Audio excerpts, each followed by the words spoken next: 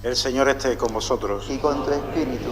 Lectura del Santo Evangelio según San Marcos. Gloria a ti, Señor. En aquel tiempo, a los discípulos se les olvidó tomar pan y no tenían más que un pan en la barca. Y Jesús les ordena diciendo: Estad atentos, evitad la levadura de los fariseos y de Herodes. Y discutían entre ellos sobre el hecho de que no tenían panes. Dándose cuenta, les dijo Jesús: ¿Por qué andáis discutiendo que no tenéis pan? ¿Aún no entendéis ni comprendéis? ¿Tenéis el corazón embotado? ¿Tenéis ojos y no veis? ¿Tenéis oído y no oís? ¿No recordáis cuántos cestos de sobras recogisteis cuando repartí 5 panes entre 5.000? Ellos contestaron: 12. ¿Y cuántas canastas de sobras recogisteis cuando repartí 7 entre 4.000? Les respondieron: 7. Él les dijo: ¿y no acabáis de comprender? Palabra del Señor. Gloria a ti, Señor Jesús.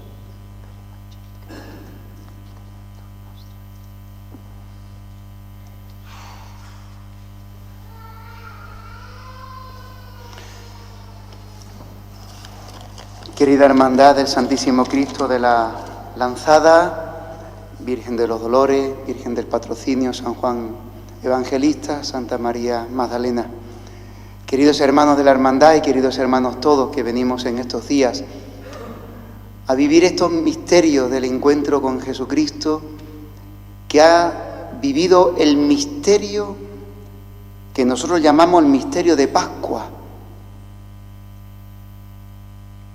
El tiempo de Cuaresma que vamos a empezar ya mañana, si Dios lo quiere, con el miércoles de ceniza, es un tiempo no triste. Muchas veces nosotros hemos vivido las cosas en la Iglesia y también la fe, quizá con unos ojos demasiado humanos. Me explico. Vemos las cosas o intentamos entender el misterio de Dios, el misterio del amor de Dios, incluso comprender la palabra de lo que hoy Jesús como que le reprocha a los apóstoles que no terminaban todavía de entender. ¿Todavía no entendéis las cosas? Porque dice que la mente la tenían como embotada, como muy cerrada en sí mismos, y así no se puede entender lo que es Dios y lo que Dios hace con nosotros y con el mundo. Yo digo que hemos vivido quizás muchas veces la fe y el misterio de Dios y el misterio que representamos en nuestras hermandades, en nuestros titulares, los distintos misterios que después procesionamos por las calles, quizás demasiado desde nuestra perspectiva humana. Y entonces, con los ojos con que vemos las cosas, así también nosotros las entendemos. O las entendemos de una manera y eso nos lo hace ver de esa manera. Si hoy nosotros dirigimos la mirada hacia el que está levantado en alto encima de nuestro altar, ¿qué vemos? Porque eso se trata al venir en estos días de acercamiento al Señor en honor a Cristo de la Lanzada en este quinario. ¿Qué vemos? Miramos, ¿qué vemos? Vemos, por un lado, podemos ver con nuestros ojos humanos el final de un camino. Ya llegó Jesús a la muerte, porque nuestro Cristo de la Lanzada es un Cristo muerto. Por eso la Lanzada viene a corroborar que está muerto, porque le iban a partir las piernas, como a los ladrones. Y ya dándose cuenta el centurión, dijo: está muerto, clávale la lanza, para comprobar que está muerto. Vemos el final del camino de la vida de Jesús. ¿Qué vemos? Vemos el sufrimiento, vemos injusticia y vemos muerte. ¿Qué vemos? Pues vemos unas esperanzas que habían puesto en Jesús los hombres, ¿recordáis los discípulos de Emaús? Pero son unas esperanzas frustradas. Nosotros esperábamos que Él fuera el Mesías, el liberador de Israel, y resulta que se lo han cargado, que lo han matado. Entonces nuestras esperanzas de salvación, de liberación, de tener un jefe que lidere nuestro camino como pueblo libre, como pueblo de Dios, se han ido al garete, se han perdido. Pero claro, esto es si lo vemos desde nuestros ojos humanos. Y si escuchamos que eso es la palabra de Dios, esa es la revelación de Dios a los hombres, lo que Dios dice de este hecho. Porque lo que contemplamos hoy en el Cristo de la Lanzada, levantado en alto, es un hecho, es un acontecimiento. ¿Y qué vemos? Pues vemos el cumplimiento de lo que había dicho Jesús. Tantas veces había dicho, todavía no ha llegado mi hora. Pero llega este momento de su vida ya, que Él sabe que se está acercando ese momento, y Él le dirá a los apóstoles, ahora ha llegado ya mi hora. ¿Cuál hora? La de pasar de este mundo al Padre, a través de una puerta que se llama la muerte. Pero no es una muerte más. Todos los hombres morimos, desde Adán todos los hombres morimos. El morir de Jesús es otra cosa, porque el morir de Jesús es una muerte como consecuencia que vemos, una vida entregada que ha llegado a su plenitud de entrega. Nadie tiene amor más grande que el que entrega su vida por sus amigos. Vosotros sois mis amigos, dice Jesucristo, si hacéis lo que yo os mando. Esa es una condición. No basta solo con creer en Jesús. No basta solo con acercarnos a los pies de Cristo en el Calvario, aquí en la cruz, o en su hornacina cuando está aquí en el retablo. No basta solo creer. También los demonios creen y no están salvados. No basta.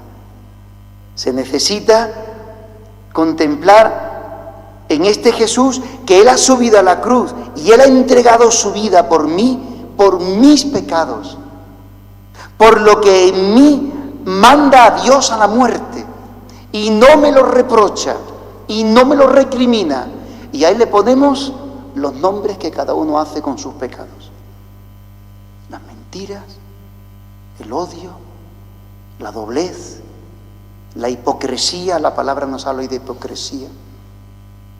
El dejar a Dios en un rincón tantas veces porque tenemos otros intereses, otras prioridades.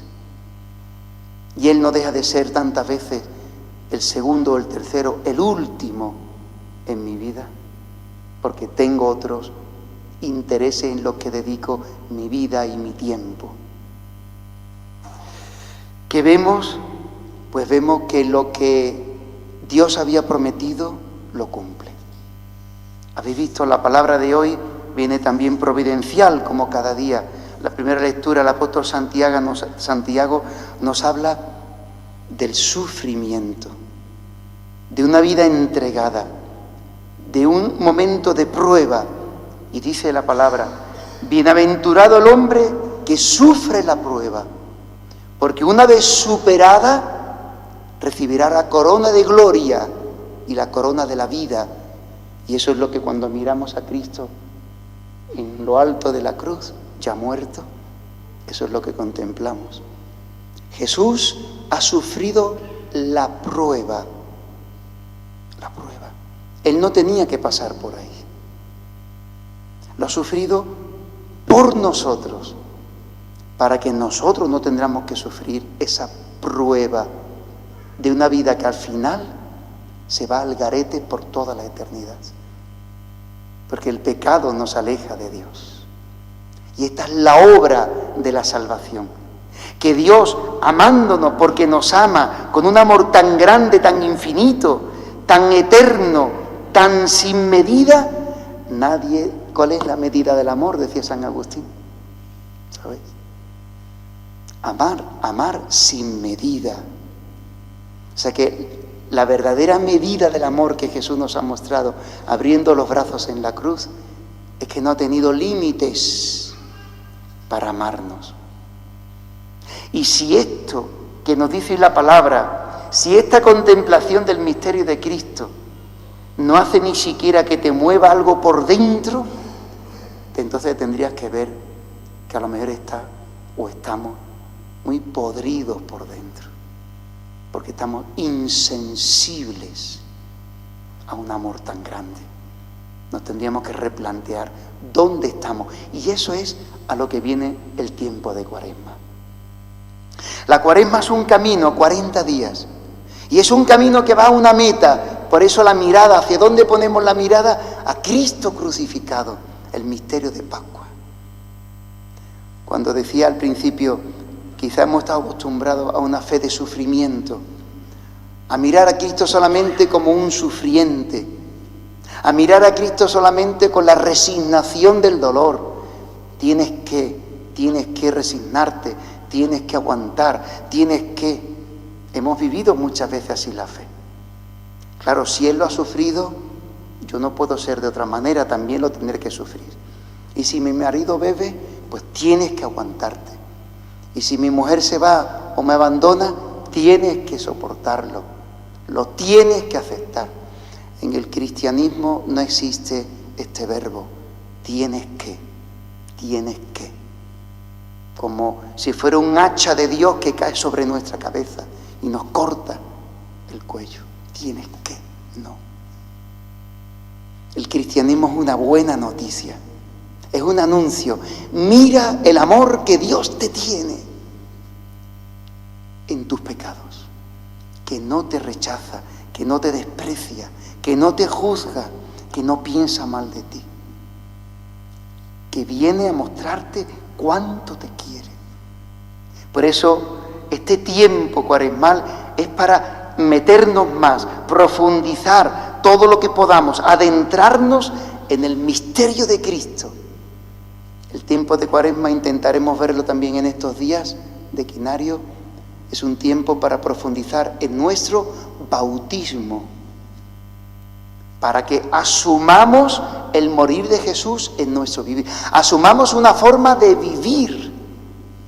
De nada nos servirá, de nada nos sirve vivir en nuestra hermandad y tener nuestra fe viviéndolo en la hermandad, si no es para asumir la forma del vivir de Jesús. Porque si no, ¿a quién seguimos? Nos lo va a decir pasado mañana a la lectura. Coge tu cruz y sígueme. Si no, ¿a quién seguimos? ¿Seguimos a un líder religioso? ¿De qué nos diferenciaríamos de cualquier grupo religioso, de cualquier religión del mundo?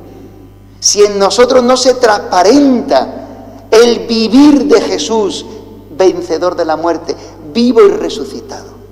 Si no se visibiliza que en nuestro camino de la vida asumimos el morir de Jesús. Y el morir de Jesús es sufrimiento, es humillaciones, es devolver el bien cuando tú recibes el mal, es no resistirte al mal. Es morir, el morir de Jesús, que es un morir al pecado. Morir a lo que nos atrae del mundo, lo que el demonio nos propone como camino de felicidad, lo que la carne está dentro de nosotros nos inclina al pecado. Ese es el morir de Jesús, nos dirá San Pablo. Pero para poder vivir plenamente el vivir de Jesús, que ha vencido todo eso. Dichoso el hombre que vence la prueba, porque recibirá la corona de la vida. ¿Aún no entendéis? Le pregunta Jesús a los apóstoles. ¿Por qué dice esto Jesús? Porque los apóstoles van en la barca de un lado a otro del lago de Galilea, discutiendo entre ellos. Os lo dije, os falta el pan, se nos ha olvidado el pan, solamente tenemos un pan, ¿y ahora qué hacemos? Y Jesús dice, pero hombre, ¿aún no entendéis quién soy yo? ¿Por qué os preocupáis de lo material? ¿No habéis visto que he multiplicado el pan en varias ocasiones? ¿No habéis asistido a ese prodigio de que yo soy el pan de la vida y el pan que trae la vida a los hombres? ¿Todavía no habéis aprendido a confiar en mí? ¿Dónde pones tu seguridad? ¿En lo material? ¿En el dinero?